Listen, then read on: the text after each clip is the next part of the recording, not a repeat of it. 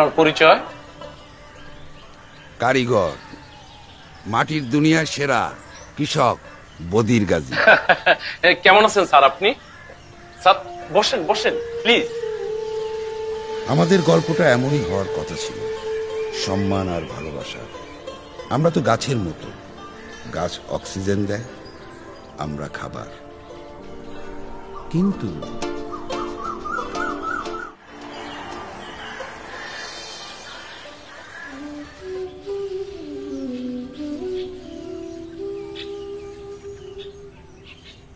কি মজিদ ভাই, শুয়ে রয়েছো কেন? কাজ কবে শুরু করবা? হাতের যে অবস্থা রে ভাই, কেমনি কি করব? কেন ঋণ পাও নাই? আগে ঋণই তো গলা মনে হয়ে রয়েছে, আবার নতুন করে ঋণ। ও কাকা, মাঠে তো চৈত্রের খরা লাগছে, তা পানি টানি দাও না কেন? কাকা পানি তো নাই। ও নাই, থাকবো কেমনে? একটা খাল আসিল, হেইডারও তো বরট করে ফেলাইছো, এখন বুঝো ঠেলা। হ্যাঁ পানি ওরে আমি চিন্না দিব না। কি ভাই, শীষ গজায় নাই?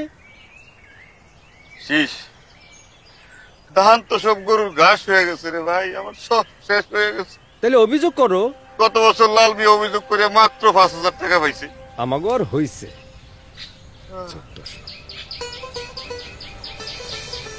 গফুর ভাই তো পথে বসে গেছে।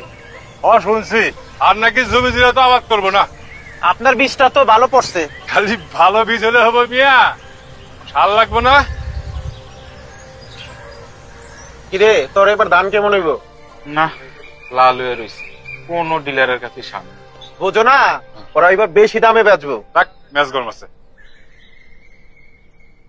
আরে নিজের টাকা দিয়ে সার কিনবো, তারপর লাইনে দাঁড় থেকে কিনবো? অসহায় আমরা।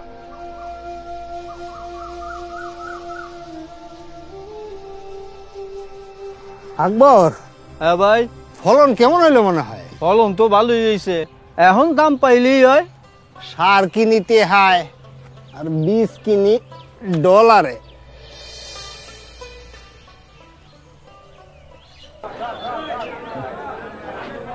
ভাই বাজারের অবস্থা তো বেশি ভালো না। কত? আরে এর থেকে তো পানির দামই অনেক বেশি আছে। সবারই সবকিছু হয়, আমাগোর কিছু হয় না। আনোয়ার গাজী তো জমি জিরা ছেড়ে ঢাকায় গেছে গা, গার্মেন্টসে কাম দিছে। কামলা কাম লইলো বালা, বেতন তো ঠিক মতন পাওয়া যায়। হাজিরা কমার সম্ভাবনা। কারণ আজ দেশ জুড়ে কৃষি নিয়ে অসংখ্য সমস্যা। এত সমস্যা দেখে কৃষকের কৃষির প্রতি বিতৃষ্ণা জন্মাচ্ছে।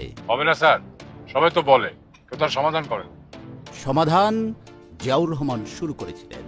জিয়াউর রহমান 1979-80 সালে সমাধানের পথ দেখিয়েছেন, কাজ শুরু করেছেন। উনি বীজ অধ্যাদেশ, কৃষি সংরক্ষণ প্রকল্প, কৃষি সংরক্ষণের জন্য গুদাম লোন এবং খাল খননের কথা বলেছেন। আপনারা কি জানেন তারেক রহমানের ভাবনাটা কি? কৃষকদের কাছে যাবেন, কৃষকদের কথা শুনবেন। মহাজনদের কাছ থেকে লোন নেয়, এরকম হয়, এই লোন চক্রবৃদ্ধি আকারে বৃদ্ধি পেতে থাকে, ফলে এটা একটা বার্ডেন হয়েছে, কৃষকের উপর একটা চাপ তৈরি হয়। সেটি না হয়ে আমরা যদি সরকারের পক্ষ থেকে যদি কৃষি বীমা তৈরি করতে পারি, ওই যে একটা ঋণের চক্র তৈরি হয় কৃষকের মাথার উপরে, সেটি হয়তো আর করা সম্ভব, সেটি হয়তো হবে না। আমরা শহীদ জিয়ার খাল খনন কর্মসূচি আবার শুরু করব। সমবায় ভিত্তিক চাষ পদ্ধতি চালু করা, বিভিন্ন ফসল নষ্ট হয়ে যেতে থাকে, যদি সেই সকল অঞ্চলে স্পেশালাইজ কোল্ড স্টোরেজ করা যেতে পারে। আমাদের দেশে সবসময় বলতে হয় বিভিন্ন তদন্ত কমিটির কথা।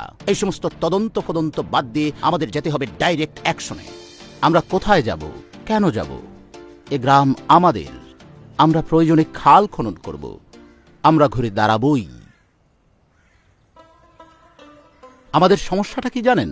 আমরা লাভের আশায় সবাই একই ফলন ফলাই। আমাদের চাষ হবে রিসার্চ ভিত্তিক।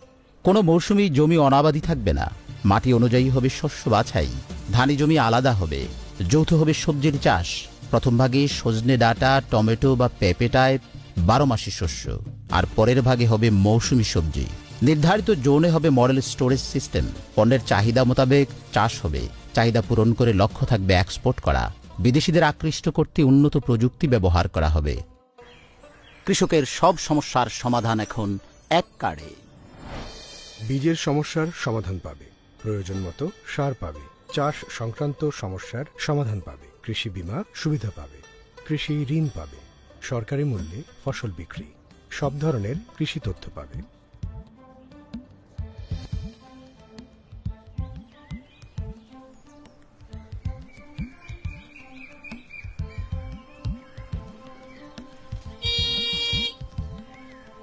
আসসালামু আলাইকুম। ওয়ালাইকুম আসসালাম। স্যার, আমি সিটস এন্ড কোম্পানি থেকে আসছি। নো স্যার, বাংলায় বলেন। না স্যার, কি বলেন স্যার? জনাব, বাংলায় শুনতে চলে। জি চলেন।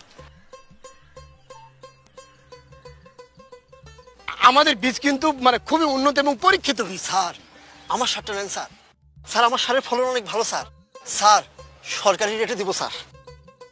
আমাদের বীজটা খুবই উন্নত, খুবই ভালো। আপনার বিলিং সিস্টেম? স্যার, জনাব আপনি বলুন।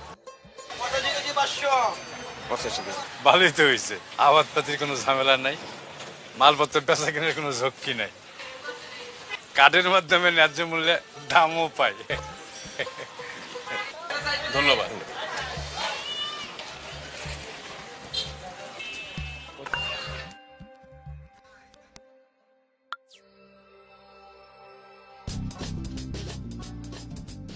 অধিকার, সম্মান ও আশা পূরণের মধ্যে দিয়ে কৃষকের স্বপ্ন বাস্তবায়ন আমাদের অঙ্গীকার।